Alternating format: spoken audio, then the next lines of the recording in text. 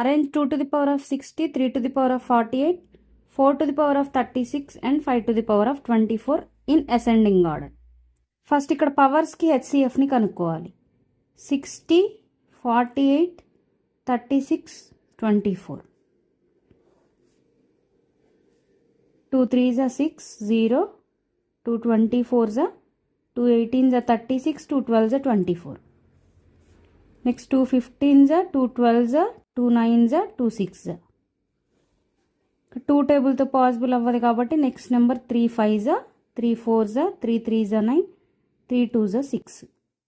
Next ఈ 4 numbers ఏ నెంబర్తో possible అవ్వవు కాబట్టి మనకి హెచ్సిఎఫ్ అనేది 2 2s are 4, 4 3s are 12 అవుతుంది.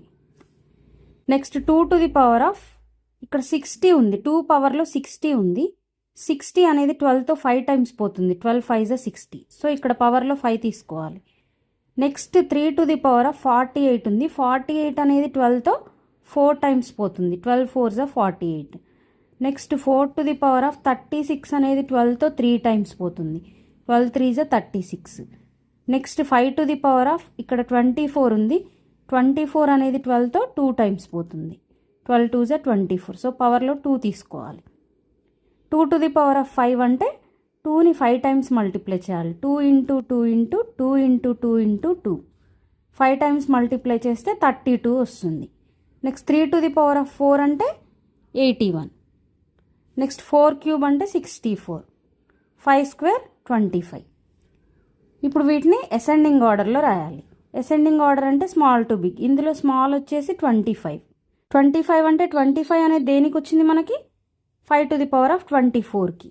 So 5 to the power of 24 is less than next 32. 32 అంటే 2 టు ది పవర్ ఆఫ్ 60కి వచ్చింది. So 2 to the power of 60. Next small number 64. 64 అంటే ఇక్కడ మనకి 4 టు ది పవర్ ఆఫ్ 36.